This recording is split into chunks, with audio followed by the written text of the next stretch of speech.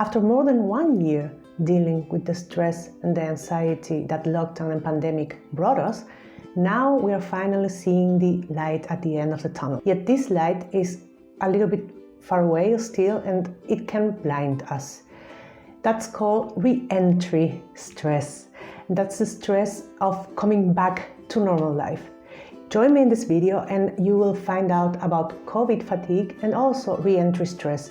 What are the consequences of the pandemic in expats especially, and also, of course, how to deal with those consequences. I'm Gabriela Encina, licensed psychologist and expat, and I work and support expat women from all over the world to regulate their emotions, improve their relationship with themselves and with the ones they love, to make the best and wise decisions for their lives, and to prioritize themselves. This is my channel, The Expat Life You Want. Please consider subscribing and giving me some thumbs up, and comment also here below. Are you ready to find out about COVID fatigue, re-entry stress, and how to cope with those? Let's go! As the name says it is the fatigue. It is being tired, being drained of facing the consequences of pandemic and lockdown. Constant stress, uncertainty, constant change. Those are the main triggers for COVID fatigue. What implies COVID fatigue? Boredom, loss of energy, anxiety, loneliness, sadness, fear, frustration. Those are some of the emotions and feelings involved in COVID fatigue. Why are we experiencing COVID fatigue? We lost activities and social connections. We were lonely and isolated. Some of us dealt with the disease directly or indirectly with family or loved ones affected by the disease. Some of us sadly even had to grieve. We were constantly exposed to stress, as I call it, disaster stress, because we were always expecting something new, and most likely, especially at the beginning, there were only bad news. So what were the consequences directly for us expats? Of course, the quarantine forced many of us to be a part of our family. Couples were separated, families were separated. We were forced to work from home, and with that, all the stress surrounding working from home, especially if we had children or if our partner and we had to stay at home. That was a new situation that we weren't equipped to face, some of us. And also there is this concept of Zoom fatigue. We were dealing constantly with the fact that we had to communicate with our loved ones via video, and we had to do everything by Zoom. Celebrating beautiful events like weddings, bar mitzvahs, or first communions, or birthdays, but also grieving and arranging and solving problems through a screen.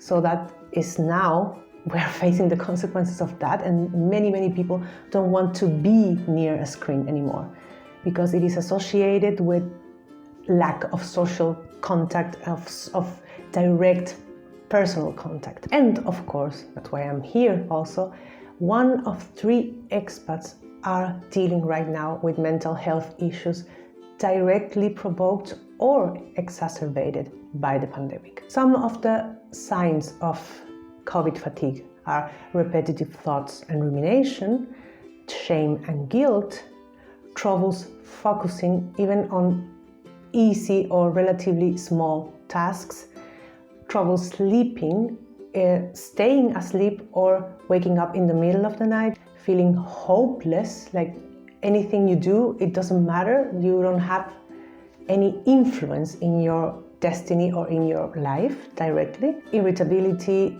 anger, feeling on edge most of the time, panic attacks, mood swings, social awkwardness, excessive or no appetite at all, disconnection from family and friends, a sense of isolation, even surrounded with people, and also that's a very red flaggy symptom, don't enjoying or not wanting to do the things that you previously, the pandemic, enjoyed. If you're experiencing some of these symptoms, please reach out, ask for help. mental health professionals, but also friends or family or someone in your community that is dealing with this or dealt with this, or someone who can offer you comfort and validate what you're feeling. I want to stress this and underline this. This is what you're feeling, and what you're feeling is okay. We experienced a very traumatic and very long stress. So this is normal. If you're experiencing some of the symptoms, it's okay. Ask for help, but you are definitely not alone in this. Don't forget that, okay? There is one big consequence of COVID fatigue, and we are now facing this because we are coming back to normal in some places, not in every part of the world, of course, but in some places we are coming back to normal or trying to come back to normal. And the big consequence, or what we are experiencing right now, it is re-entry stress, re-entry anxiety, re-entry burnout, whatever you want to call it. It is the coming back to normality, to the everyday life that we knew before pandemic, but life has changed, we have changed, and we are worn out, we are tired, we are not maybe armed or equipped to face the challenges that are coming. Adaptation to new normal, resuming the things that we did before, resuming our routine that we had before the pandemic, coming back to work. The kids are coming back to school or to kindergarten. We are seeing again our family, maybe we are traveling again. And all those things per se are little stress, but with all this that we are dealing, it can mean Mount Everest. So how to cope with both COVID fatigue and with this re-entry burnout, re-entry stress, adapting to normal. First and foremost, I repeat it like a broken record, it's okay. Whatever you're feeling is fine. It is the processing all of these new things, all things that you are living. Express how you feel. Express it to your partner, to your family, to your mental health professional, to your community. Search for someone with whom you can be yourself and express whatever you're feeling. It is very, very normal that you're feeling stress, anxiety, panic attacks, frustration, shame, guilt, all the things that I named before. Please express it. Staying with it, it perpetuates it. It can make it bigger and stronger. So by letting it out, you are weakening all those symptoms, okay? Or all these bad thoughts or this negative emotion. Protect yourself from toxic positivity. In the description of this video, you will find the link to my blog articles, to my videos about toxic positivity. Yes, of course, it is important to look at the bright side and to focus your energy in the good things. That's important. But if you're feeling bad, you're feeling bad. Don't let yourself or others force positivity on you. Ignoring bad or negative or unpleasant feelings, it makes them stronger. So put your attention on them, let them go, express them, and then after you have fulfilled the need behind this emotion, focus on the positive. But allow yourself feeling whatever you're feeling. And if someone is trying to force you into the positive state without asking you how are you really feeling, then try to avoid that person or encourage empathy. Ask this person, how would you feel if I force being okay and fine and everything's great attitude to you? Please let me feel whatever I'm feeling, listen to me, and then we can talk about positivity. Remember, everyone is struggling. That means everyone deals with problems in a different way. Before getting angry with someone because the reaction was not what you expected, bear in mind that maybe this person is also dealing with a lot of stress. So be compassionate towards yourself, self-compassion, and towards others.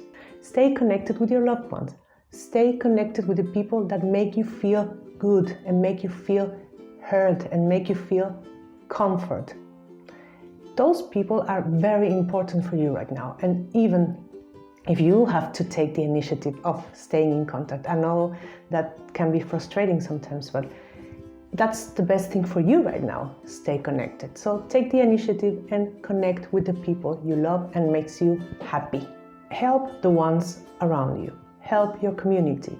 Make volunteer work. Whatever it is that can get you out of your head, get you out of the house, and also pay it forward. Extend a helping hand to someone in need. That is very generous, but it is also selfish in a way because it helps you to feel better. Practicing acts of kindness, it releases dopamine, oxytocin, endorphins, mood regulators that give you the feeling of happiness and excitement and soothing as well.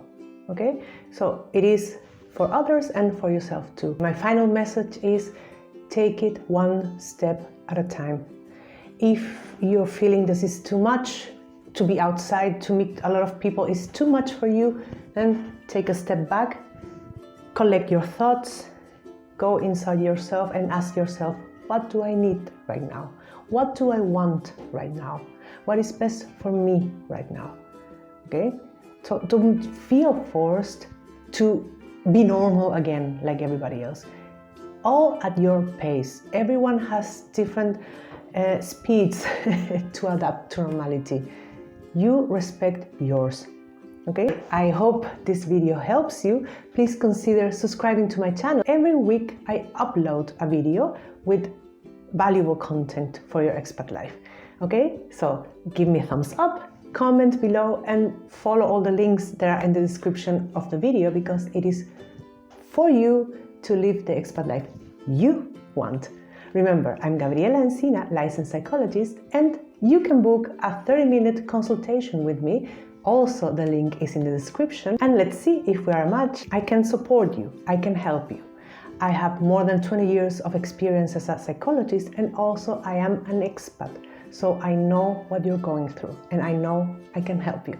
Okay? So consider that, and that's it. Now I'm ready. Have a lovely day, evening, afternoon, whenever you're watching this, and see you in the next one. Bye.